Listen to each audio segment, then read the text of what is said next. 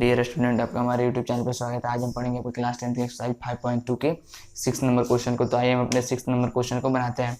तो हमारा जो 6 नंबर क्वेश्चन है वो है एपी यानी कि समांतर श्रेणी 11, 8, 5, 2 डॉट डॉट का एक पद -150 है क्यू। तो हम यहाँ पे देखते हैं कि समांतर श्रेणी में ए यानी कि प्रथम पद 11 है, डी हम जानते हैं A2 - A1 होता है।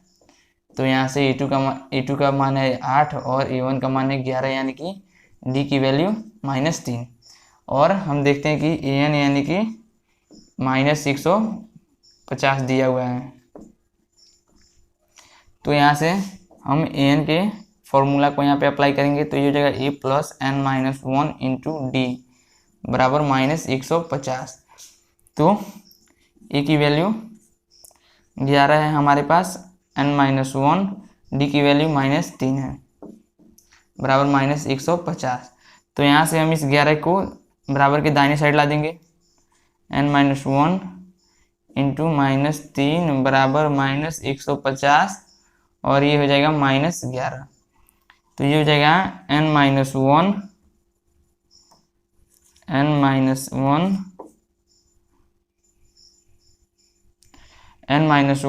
इंटू -3 और बराबर -161 हो जाएगा। तो यहाँ से ये n-1 बराबर हो जाएगा -161 बटे ये -3 गुणा के रूप में बराबर के दाहिनी तरफ आएगा तो भाग के रूप में हो जाएगा। यहाँ से ये माइनस माइनस कट गया तो ये हमारा हो जाएगा बराबर n। अब हम इस एक को दाहिने साइड ला देंगे तो -1 का +1 हो जाएगा बराबर 161 बटे 3 और +1 हो जाएगा। बटे कुछ नहीं है तो ये 1 हो गया, भिन्न के जोड़ का रूप है 3 और 1 का लसा 3 और ये 161 और +3 हो जाएगा यानी कि n बराबर हमारा हो गया 164 बटे 3। और जो हमारे प्रश्न में वो कह रहा है कि का एक पद -150 है क्यू। तो हम लिख देंगे n एक पूर्णांक होना चाहिए, n अतः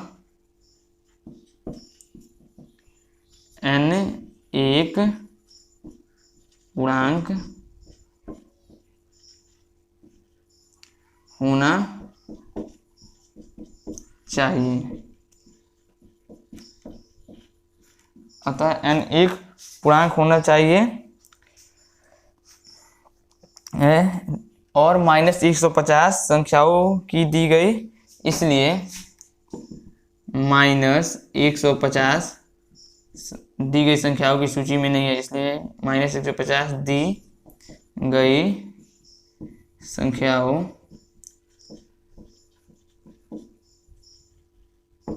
की सूची में नहीं है। यानी कि जो हमारा क्वेश्चन था वो था क्या, एपी यानी कि समांतर श्रेणी 11, 8, 5, 2 का एक पद -150 है या नहीं, हमें ये बताना था इसमें। तो ए की वैल्यू हमारे पास थी और हमने डी की वैल्यू उसके फॉर्मूले को लगा के निकाल लिया तो -3 आया। फिर हमने an बराबर हमारे प्रश्न में दिया हुआ था -150, तो an बराबर -150 रखा और फिर an के सूत्र को अप्लाई किया और बराबर 150। फिर उसके मानों को पुट करते गए तो हमारे पास n की वैल्यू 164 बटे 3 आई। और हम जानते हैं कि जो हमारा n होता है यानी कि n पदों की संख्या वो हमेशा पूर्णांक संख्या में रहती है, यानी कि 0 से लेकर के 1, 2, 3, 4 अनंत तक होती है। और ये जो संख्या है 164 बटे 3 ये एक भिन्न संख्या है, इसलिए हमारा जो 150 होगा वो इस समांतर श्रेणी के सूची में नहीं होगा। तो आइए हम अपने 7 नंबर वाले क्वेश्चन को बनाते हैं। और हम अपने पहले में 6वें में लिख सकते थे ये भी कि -150 संख्याओं का एक पद यानी कि -150 सूची का एक पद नहीं है। तो आइए अपने 7वें नंबर क्वेश्चन को बनाते हैं। तो हमारा 7वां क्वेश्चन है, उस एपी का 31वां पद ज्ञात कीजिए। यानी कि एपी का यानी कि ये 31 हमें ज्ञात करना है जिसका 11वां पद 38 है। यानी कि जो 1, 11 है वो हमारा 38 दिया हुआ है और 16 यानी कि ए 16 हमारे पास 16वां 73 है दिया हुआ है, तो लिखेंगे दिया है। हमारे पास ये दिया हुआ है और हमें ये ज्ञात करना है, तो हम बस इनके मानों को रख के निकाल लेंगे। तो यहाँ से हम इसे a plus 11 minus 1 into D बराबर 138 लिख सकते हैं।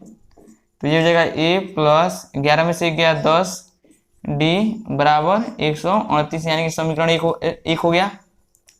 क्योंकि हम जब a की वैल्यू nवें पद के सूत्र पे निकालेंगे तो हमारा nवां पद का सूत्र होता है a plus n minus 1 into D. तो यहाँ पे हम a11 यानी कि n के स्थान पे 11 रख के निकालेंगे, तो ये हो जाएगा 11 माइनस 1 इंटू डी। तो यहाँ से हल करेंगे तो ये होगा 10 इंटू डी, जिसको मैंने यहाँ पे लिखा हुआ है। उसी प्रकार इसी फॉर्मूले से हम इसे निकालेंगे तो ये हो जाएगा a plus 16 minus 1 into D बराबर 73। a प्लस 16 में से गया 15 डी बराबर 73 यानी कि ये हमारा समीकरण सेकंड हो गया। अब हम फर्स्ट और सेकंड को घटा लेंगे 1 माइनस 2 से, तो ये हो जाएगा a प्लस 10 डी बराबर 38 और ये हो जाएगा a प्लस 15 डी बराबर 73। तो घटाएंगे तो प्लस का माइनस हो जाएगा और माइनस का प्लस हो जाएगा, कट जाएगा, -5 डी बचेगा। और हम जब 13 में से यानी कि 38 में से 73 को घटाएंगे तो हमारा -35 आएगा और हम यहाँ से माइनस माइनस कटा देंगे और जो हमारे पास डी की वैल्यू आएगी वो आएगी 35/5। तो हम जानते हैं 5 से 35 7 बार में कट जाएगा यानी कि डी बराबर हमारा कितना आ गया 7। अब हम डी की वैल्यू को समीकरण 1 में भी रख के ए का मान निकाल सकते हैं या तो समीकरण बी में भी रख के ए का मान निकाल सकते हैं, यानी कि दोनों में रख के ए के मान को हम निकाल सकते हैं। तो अब समीकरण 1 में डी का मान रखने पर अब हम अपने समीकरण डी में ए का मान रखेंगे, तो ये हमारा समीकरण ए क्या हो गया a प्लस 10 और डी के स्थान पे 7 × 7 बराबर 38। a प्लस 10 × 70 बराबर 38। तो ये हो जाएगा a बराबर, ये हो जाएगा a बराबर 38 और -70 आ गया। तो ये हो जाएगा a बराबर माइनस लग जाएगा और ये हो जाएगा 2 और ये 5, यानी कि हमारा जो a का वैल्यू है 5 नहीं 4 का जो हमारे पास a का वैल्यू है वो कितना आ गया 42 आ गया। अब हम इसी से अपने अन्य मानों को, तो हमारा ये 32 हो गया, यहाँ पे 32 आएगा, 32 हो गया। अब हम इसी के मान को रख के अपने 31 यानी कि A31 के मान को हम ज्ञात करेंगे। तो ये हमारा हो जाएगा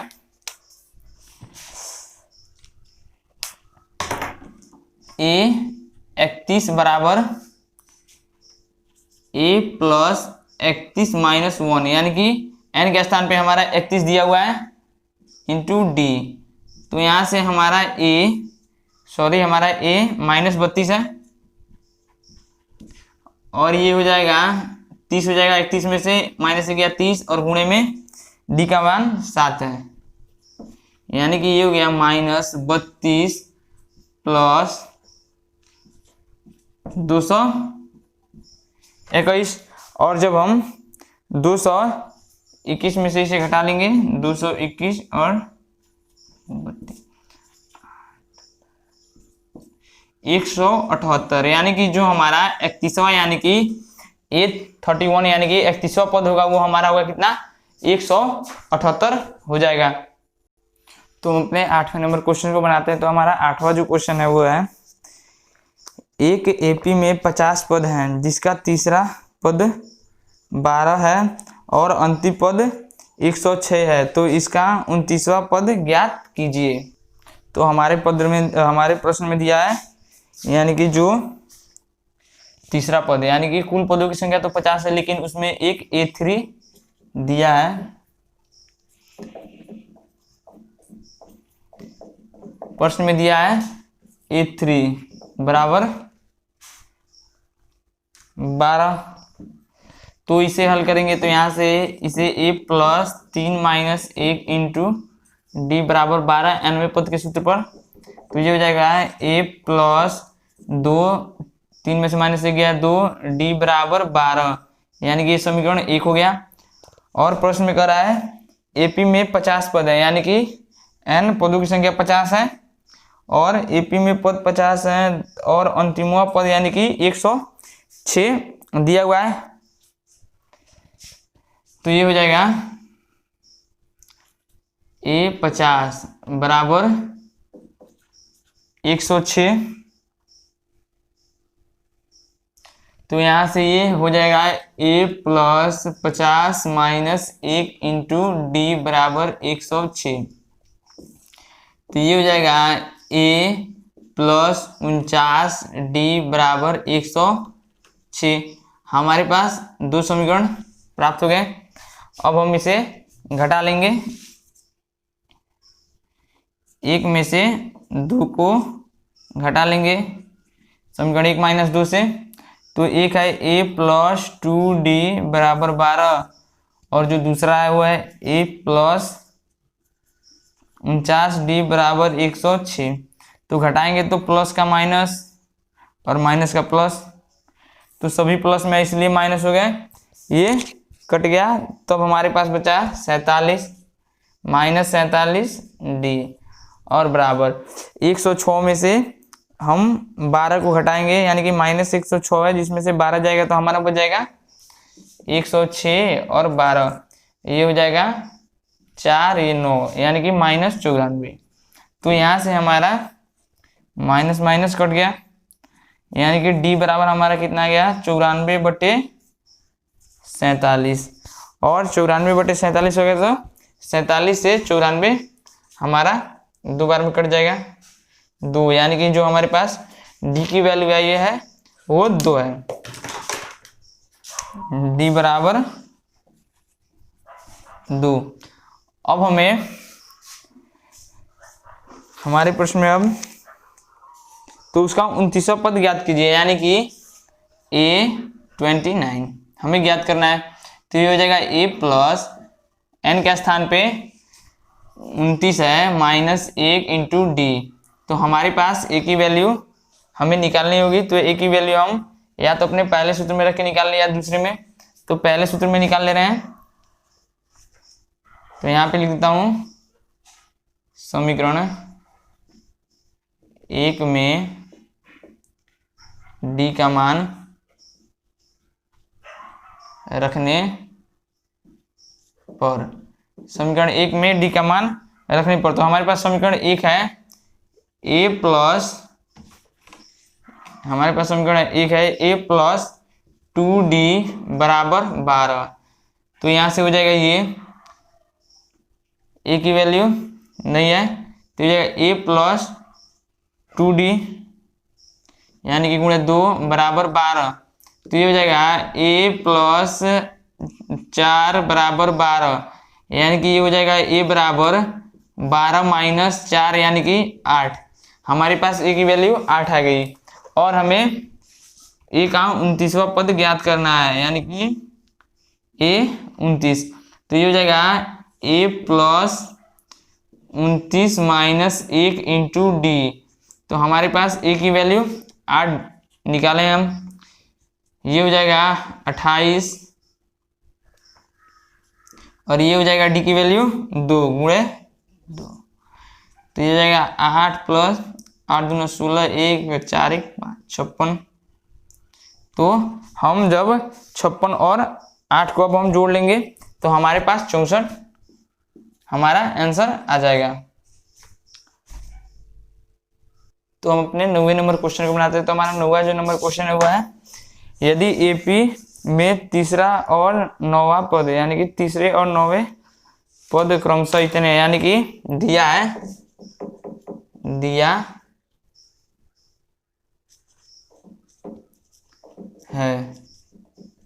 यानी कि तीसरा पद और 9वां पद दे दिया है। तो तीसरा पद दिया है कितना, 4 दिया है, और जो ये 9 यानी कि 9वां पद है वो कितना है, -8 है। और हमारे प्रश्न में कह रहा है कि तो इसका कौन सा पद शून्य होगा। तो पहले हम इसे हल करेंगे। तो ये हो जाएगा a + 3 - 1 × d = 4, और ये हो जाएगा a + 9 - 1 × d = -8 हो जाएगा यानी पद के सूत्र पर। तो ये हो जाएगा a + 2d = 4 यानी कि समीकरण 1 आ गया हमारा। और ये हो जाएगा a + 8d = -8, समीकरण 2 गया। अब हम 1 और 2 को घटा लेंगे, 1 - 2 से। तो हमारा समीकरण 1 है a + 2d = 4 और 2 है a + 8d = -8। तो घटाएंगे तो माइनस है प्लस, और प्लस का माइनस, तो 8 के आगे माइनस है तो प्लस हो जाएगा, और सबके आगे प्लस है तो माइनस हो जाएगा, कट जाएगा ये बचेगा -6d, क्योंकि -8 में से 2 गया। अब ये हो जाएगा 12। तो यहाँ से d की वैल्यू आई -12/6 यानी कि -2, यानी कि हमारे पास जो d की वैल्यू है वो -2 है। अब हमें a की वैल्यू ज्ञात करनी है। तो हम अपने d की वैल्यू को समीकरण 1 या 2 में रख के निकाल सकते हैं, किसी में भी। समीकरण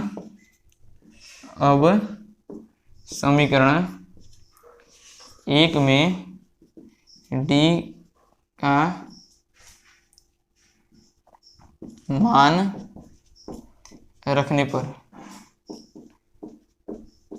अब हम अपने समीकरण 1 में d का मान रखेंगे। तो समीकरण 1 हमारे पास है a + 2 और d के स्थान पर सिर्फ हम -2 रख देंगे, गुणे -2 = 4। तो ये हो जाएगा a माइनस गुणा कर देंगे, +2 और -2 में गुणा होगा तो -4 आएगा, और बराबर 4, यानी कि a बराबर आ गया 4, और माइनस में जब हो जाएगा तो प्लस में हो जाएगा, यानी कि a की वैल्यू 8 आ गई। और हमारे प्रश्न में पूछ रहा है कि कौन सा पद शून्य होगा, यानी कि an यानी कि कौन सा पद शून्य होगा। तो हमारे पास an शून्य दिया है, an जो शून्य है, और पूछ रहा है यानी कि कौन सा पद शून्य होगा। तो n बराबर तो शून्य दिया है, तो ये हो जाएगा a + n - 1 × d = 0। तो यहाँ हमारे पास a की वैल्यू है, d की वैल्यू है, उससे हम n की वैल्यू निकाल सकते हैं। तो ये हो जाएगा a की वैल्यू 8 + n - 1 × d की वैल्यू हमारे पास -2 उपलब्ध है, और बराबर 0। तो यहाँ से जब हम इसे हल करेंगे तो ये हो जाएगा n - 1 × -2 बराबर -8, क्योंकि जो ये +8 है उधर जाएगा तो -8 हो जाएगा। और जब हम इसे सॉल्व करेंगे तो ये हमारा आ जाएगा n - 1, ये -2 गुणा के रूप में उधर जाएगा तो दाहिने तरफ भाग के रूप में होगा, -8/-2। तो यहाँ से माइनस माइनस चला गया, कट गया, और ये बचा 4, 2 दूना 4, यानी कि n बराबर 4, और ये माइनस उधर जाएगा तो +1 आ जाएगा, यानी कि n बराबर हमारा 5 आ गया। n की वैल्यू 5, यानी कि पूछ रहा है कौन सा, प्रश्न में पूछ रहा है कौन सा पद शून्य होगा। तो लिख देंगे 5वां, अतः 5वां पद शून्य होगा। यानी कि हमारे प्रश्न में A3 और A9 के वैल्यू यानी कि तीसरा पद और 9वें पद का वैल्यू दिया था, उससे हमने दो समीकरण प्राप्त किया, एक A प्लस 2D प्लस 4 और दूसरा समीकरण प्राप्त किया A प्लस 8D माइनस 8। फिर हमने समीकरण 1 और 2 को घटा लिया तो हमारे पास D की वैल्यू -2 आई, और फिर हमने उसी D की वैल्यू को या तो समीकरण 1 में रख के भी A का मान निकाल सकते थे या समीकरण 2 में रख के भी निकाल सकते थे। तो हमने 1 में रख के समीकरण A में रख के यानी कि A D की वैल्यू समीकरण 1 में रख के A के मान को निकाला, और फिर हम पूछ रहा था हमारा प्रश्न an का कौन सा पद शून्य है, तो हमने an बराबर 0 यानी कि an का मान हमारे पास 0 दिया था, और हम nवें पद के फॉर्मूला पे यानी कि an के फॉर्मूला ये होता है a plus n minus 1 into D और बराबर 0, और उसी पे a और d के मानों को रखा तो n बराबर हमारा 5 आया। और हमारे प्रश्न में पूछ रहा था कि कौन सा पद शून्य होगा, तो अतः 5वां पद शून्य होगा, ये हमारा आंसर हो जाएगा।